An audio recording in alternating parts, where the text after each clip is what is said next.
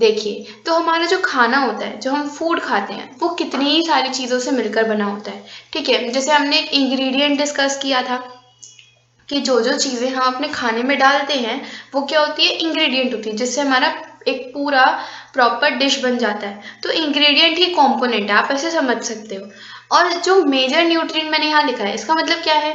इसका मतलब ये है कि कुछ ऐसे स्पेशल न्यूट्रिएंट्स होते हैं जिनकी वजह से हम खाना खा रहे हैं। ठीक है, जैसे अब वो स्पेशल न्यूट्रिएंट्स कौन से हैं? वो है carbohydrate, fat, protein, vitamin, mineral. तो ये 5 नाम है। देखिए, carbohydrate, fat, protein, vitamin, mineral, ये क्या है? न्यूट्रिएंट है। क्या है ये? न्यूट्रिएंट है। मतलब ये इतने अच्छे न्यूट्रिएंट्स हैं कि इनकी वजह से हम खाना खाते हैं। हम खाना सिर्फ टेस्ट के लिए नहीं खाते, इसलिए खाते क्योंकि उसका बहुत सारा यूज होता है। जैसे हमने फर्स्ट चैप्टर में पढ़ा था कि खाने की क्या ज़रूरत है ना? तो इस ऐसे ही तो इन्हीं की वजह से हम क्या करते हैं? खाना खाते हैं। यही वो सारी चीज़ें हैं जो ये सब हमारी बॉडी में कुछ अच्छा सा काम करते हैं। ठीक है, तो मेजर न्यूट्रिएंट्स जो होते हैं वो 5 होते हैं: carbohydrate, fat, protein, vitamin, mineral. अब इनमें से जो मिनरल है ना, वो उसके भी 4 टाइप्स हैं। मिनरल के कौन कौन से टाइप्स हैं? 4 टाइप्स हैं। कौन कौन से? इस तरीके से: पहला आयरन, दूसरा आयोडीन, फिर फॉस्फोरस, फिर कैल्शियम। अब देखिए, आयरन की अपनी कोई प्रॉपर्टी है, आयोडीन की अपनी प्रॉपर्टी है, फॉस्फोरस की अपनी प्रॉपर्टी है, कैल्शियम की अपनी प्रॉपर्टी है। कोई बोन्स के लिए बहुत अच्छा होता है, कोई आइस के लिए बहुत अच्छा होता है। इसलिए हर एक न्यूट्रिएंट की अपनी प्रॉपर्टी होती है। अगर मैं आपसे बोलूँ मेजर न्यूट्रिएंट कौन से हैं, तो आप ये 5 नाम लोगे, और अगर मैं आपको बोलूँ माइनर न्यूट्रिएंट्स कौन से हैं, तो आप ये 4 नाम लोगे। क्लियर? मेजर न्यूट्रिएंट में सिर्फ ये 5 आते हैं, और मिनरल की भी कोई टाइप्स पूछे आपसे, तो ये जो 4 हैं ये मिनरल्स के टाइप होते हैं। देखिए, हर चैप्टर को करने का क्या तरीका रहेगा ये मैं आपको पहले भी बता चुकी हूँ। तो अभी हमने इस चैप्टर को फ्लो चार्ट के थ्रू समझा है। अब हम इस चैप्टर की लाइन बाय लाइन एक्सप्लेनेशन देखेंगे। ठीक है, और इसके अलावा इन चीज़ों, अब जो आपका पूरा चैप्टर है वो इसी पे बेस्ड है। कार्बोहाइड्रेट के बारे में बताया है, फैट के बारे में, प्रोटीन, विटामिन, मिनरल, इन सब के बारे में बताया है। और फिर ये भी बताया है कि अगर कार्बोहाइड्रेट की कमी हो जाती है हमारी बॉडी में तो क्या हो सकता है, फैट की कमी हो जाती है तो क्या हो सकता है। ऐसे हर एक की डेफिशिएंसी से, यानी कि कमी से, हमारी बॉडी पर क्या असर पड़ेगा, ये उस चैप्टर में बताया गया है। और बैलेंस डाइट क्या होता है ये भी चैप्टर में बताया है। तो बेसिकली इसी के अंदर हमारा चैप्टर खत्म हो जाएगा। ओके, देखिए, चैप्टर का नाम बताता है कि चैप्टर में क्या है। Components of food. Components of food. देखिए, जो आपके जो पहले 2 चैप्टर है ना वो फूड के बारे में ही है। उसके बाद आपका फैब्रिक का चैप्टर है, फिर देन थोड़ी केमिस्ट्री के चैप्टर है। ठीक है, तो पहला चैप्टर हमने अच्छे से पढ़ लिया कि फूड आता कहाँ से है। नेक्स्ट चैप्टर में है कि जो हम फूड खाते हैं उसके पार्ट्स कौन कौन से, मतलब कि हम रोटी खा रहे हैं, बट हम रोटी क्यों खा रहे हैं? क्योंकि उसके अंदर स्टार्च है।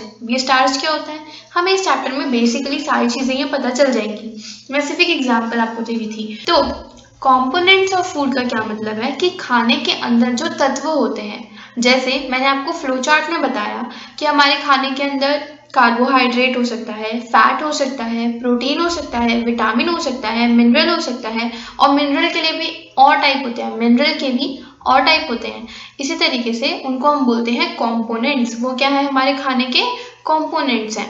ठीक है, अब सबसे पहली जो इम्पोर्टेंट चीज़ है वो आप लिख लीजिए, न्यूट्रिशन क्या होता है? The process of taking food, utilising it and absorbing it by the body. हम अपना खाना खा लेते हैं, जब हमने उस खाने को खाया, उस खाने को खाने से खाया हमने, उस प्रोसेस से लेकर उसका बॉडी में एब्जॉर्ब हो जाना, ये पूरा न्यूट्रिशन में आता है। मतलब सिर्फ खाना खाना इम्पोर्टेंट नहीं है, हमने खाना खा लिया तो हमारी बॉडी उसको कितना को डाइजेस्ट कर पा रही है, कितना को उसको एब्जॉर्ब कर पा रही है, वो भी इम्पोर्टेंट है। ओके, तो the process of taking food, utilising it and absorbing it by the body, by our body भी लिख सकते हैं। ठीक है, ये होता है न्यूट्रिशन।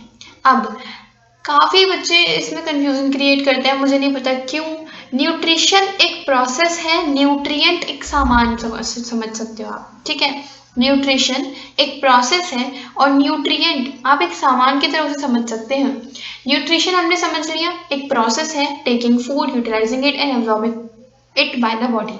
अब मैं आपको बताती हूँ न्यूट्रिएंट्स क्या होता है। 1 मिनट, ये देखिए, जो मैंने आपको बताया प्रोटीन, फैट, विटामिन, मिनरल, ये जो सारा है ना, इनको हम न्यूट्रिएंट बोलते हैं। क्या बोलते हैं? न्यूट्रिएंट है, क्योंकि ये क्या है, हमारी बॉडी के लिए कुछ इंपॉर्टेंट है। जो हम ये ऊपर पढ़ रहे हैं ना कंपोनेंट्स, इनके कंपोनेंट है न्यूट्रिएंट, और इन न्यूट्रिएंट को पचाने की प्रक्रिया वो है न्यूट्रिशन, यानी कि इनको डाइजेस्ट करने की प्रोसेस वो है न्यूट्रिशन। न्यूट्रिशन एक प्रोसेस है, न्यूट्रिएंट एक कंपोनेंट है। आई होप आपका जो डाउट है वो क्लियर हो गया होगा। ठीक है, देखिए अब चैप्टर स्टार्ट करते हैं। मैं आप लोगों के लिए हाईलाइट ऑलरेडी करके लेकर आई हूँ। What do different food atom contain? We know that each dish is usually made up of one or more ingredient which we get from plant or animal. हमने पढ़ा है कि हर डिश या तो एक या उससे ज़्यादा इंग्रेडिएंट से मिलकर बनी होती है, जो या तो हमें प्लांट से मिलता है या फिर यूजुअली एनिमल से मिलता है। These ingredients contain some components that are needed by our body. These components are called nutrient. ये nutrient जो होता है वो क्या होता है? वो ऐसे स्पेशल इंग्रेडिएंट्स है जो हमारी बॉडी को, जिनकी बहुत ज़्यादा ज़रूरत होती है, जिनकी वजह से हम खाना खाते हैं।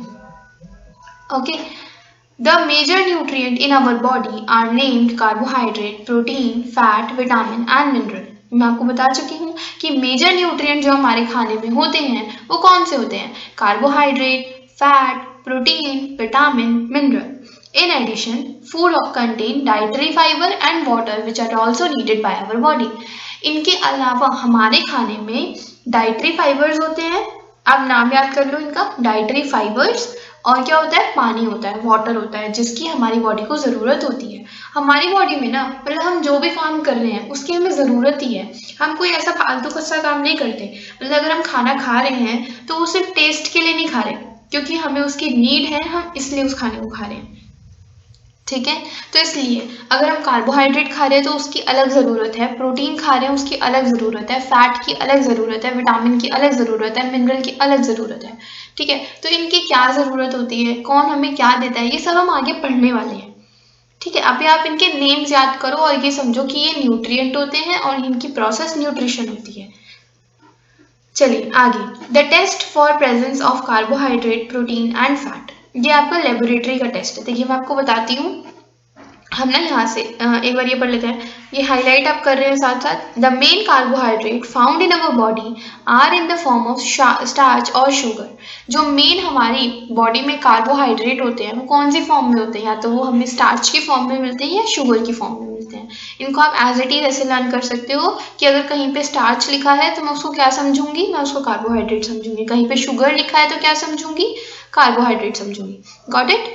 ठीक है, अब देखिए टेस्ट ऑफ स्टार्च। ये हमने जो 5 चीजें पढ़ी है ना, carbohydrate, fat, vitamin, protein, mineral, इनमें से कार्बोहाइड्रेट, प्रोटीन और फैट, इन तीनों, मतलब अगर हमें चेक करना हो कि किसी खाने में कार्बोहाइड्रेट प्रेजेंट है या नहीं है तो हम कैसे चेक करेंगे? वो टेस्ट यहाँ पे दे रखा है। हमें 3 टेस्ट दिए गए हैं। हम कार्बोहाइड्रेट चेक कर सकते हैं, प्रोटीन चेक कर सकते हैं और फैट चेक कर सकते हैं। तो तीनों बहुत छोटे प्रोसेसेस हैं, आपको लर्न कर लेने हैं। देखिए आपको अभी लर्न हो जाएंगे। देखिए मैं चीज़ों को ज़्यादा रिपीट करती हूँ क्योंकि मुझे ऐसा लगता है कि अगर हम चीज़ों को ज़्यादा रिपीट करते हैं, कोई भी अगर समझा रहा है और वो चीज़ों को ज़्यादा रिपीट करेगा तो उससे जो बच्चा है उसको जल्दी लर्न हो जाता है।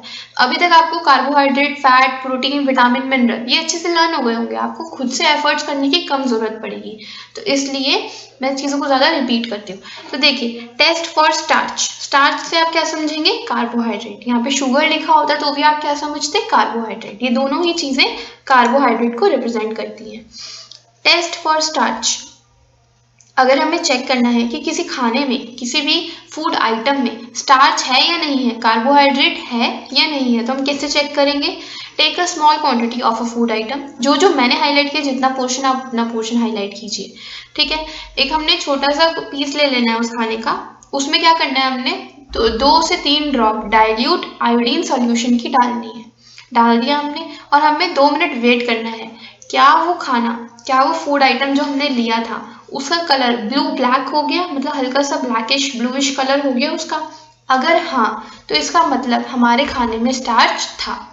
देखिए दोबारा से, हमें क्या करना है, एक स्मॉल क्वांटिटी में, थोड़ी क्वांटिटी में फूड आइटम लेना है, उसके ऊपर डालनी है हमें 2 से 3 ड्रॉप डाइल्यूट आयोडीन सोल्यूशन की।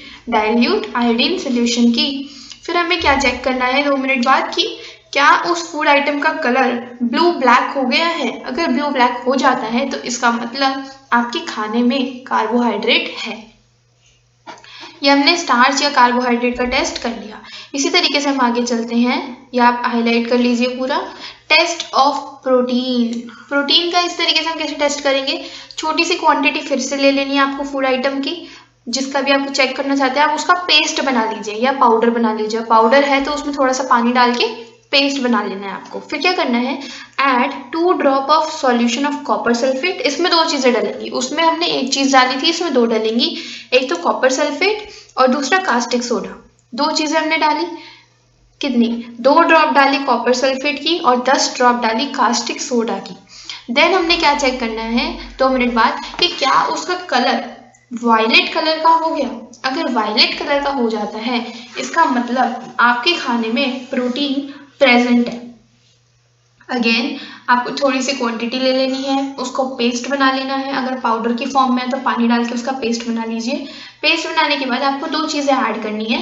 पहला, आपको 2 ड्रॉप ऐड करनी है कॉपर सल्फेट की और 10 ड्रॉप्स ऐड करनी है आपको कास्टिक सोडा की।